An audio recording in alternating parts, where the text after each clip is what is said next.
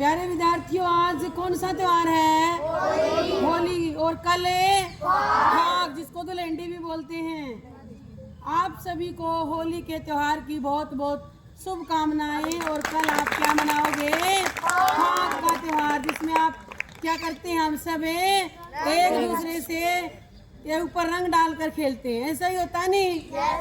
होली का त्योहार कैसे मनाया जाता है आपको पता है? और आपको ये भी पता है कि होली का त्योहार क्यों मनाया जाता है? कुछ बच्चों को पता नहीं। ध्यान से सुनो बेटा। हिरण्यकशिपु नाम का एक राजा था। उसने ब्रह्मा जी की घोर तपस्या की। ब्रह्मा जी उससे बड़े प्रसन्न हुए और उन्होंने कहा कि वर मांगो। तब हिरण्यकशिपु ने कहा कि मैं अमर होना चाहता हूँ, मुझे अमर होने का वरदान दे दीजिए।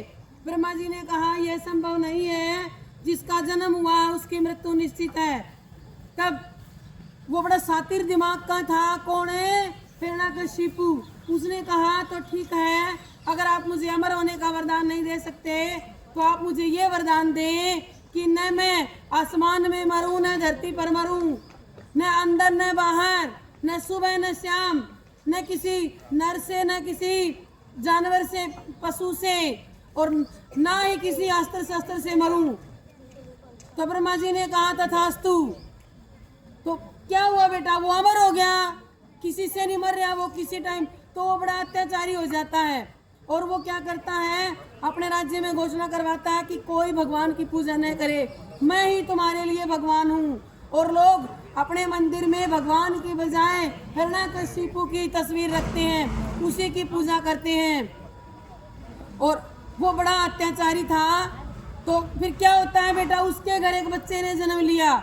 वो बड़ा प्रसन्न था, बड़ा खुश हुआ वो, और उसने उस बच्चे का नाम रखा प्रहलाद। क्या नाम रखा? प्रहलाद। जब प्रहलाद 5 साल का हो जाता है प्यारे विद्यार्थी, और वो गुरुकुल में जाता है, तो वहाँ पर क्या देखता है कि भगवान की जगह उसके पिताजी की तस्वीर लगी हुई है। तब उसने अपने गुरुजी से पूछा कि ये क्या है? मेरे पिताजी भगवान की जगह क्यों है? तब गुरुजी ने कहा कि इस राज्य में सब तुम्हारे पिताजी को ही भगवान मानते हैं, सब उनके भय से कांपते हैं, और वो भगवान की पूजा नहीं करने देता, वो अपनी पूजा करवाता है। तब प्रहलाद ने कहा यह ठीक नहीं है, तुम डरो मत, मैं शुरुआत करता हूँ। मैं विष्णु भगवान का भक्त हूँ और मैं विष्णु भगवान की पूजा करूँगा, तुम भी करो।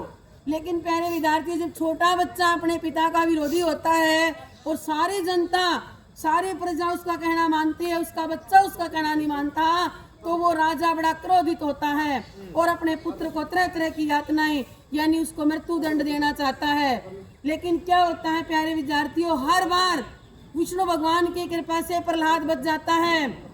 एक बार क्या हुआ कि फाल्गुन मास की पूर्णिमा का दिन था, और उस दिन उनकी एक बहन थी, उसका नाम था होलिका, जिसको वरदान मिला हुआ था कि वो अग्नि में नहीं जलेगी। वो प्रहलाद को शाम के समय गोद में लेकर बैठ जाती है और वहाँ पर अग्नि जला करके वो प्रज्वलित कर दी जाती है।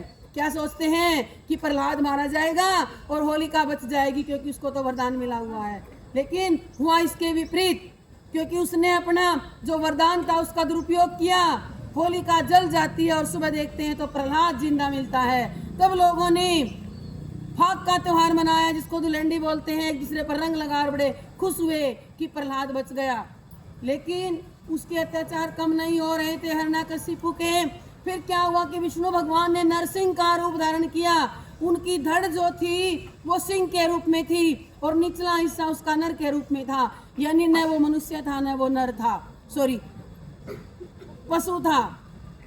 तो नरसिंह का रूप बनाया उन्होंने, और शाम के समय, क्योंकि न रात थी न दिन था, दहलीज पर न अंदर न बाहर, और क्या करता है? न अस्त्र न शस्त्र, वो अपने नाखूनों से उसको नोच देता है और उस हिरण्यकशिपु को मार देता है।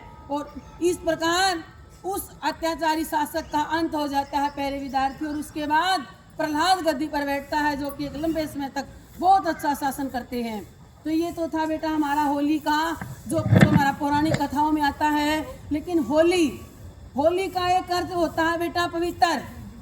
तो हमें अपने व्यवहार में, अपने जीवन में पवित्रता लानी चाहिए। और हरियाणवी में सुना होगा आपने, होली जाली बाई, सुना नहीं?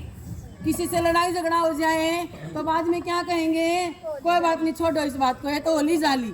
यानी जो बात बीत चुकी है उसकी मन में कुंठा मत रखो, दूसरे से ईर्ष्या द्वेष मत करो। ये रंग खेलने का मतलब यही है कि हम एक दूसरे से प्रेम पूर्ण सौहार्दपूर्ण व्यवहार करें, तभी प्यारे विद्यार्थियों होली का त्योहार मनाने की सार्थकता है। तो आज मैं सब बच्चों को होली के त्योहार की शुभकामनाएं देती हूँ। आप सभी को होली के त्योहार की बहुत बहुत शुभकामनाएं।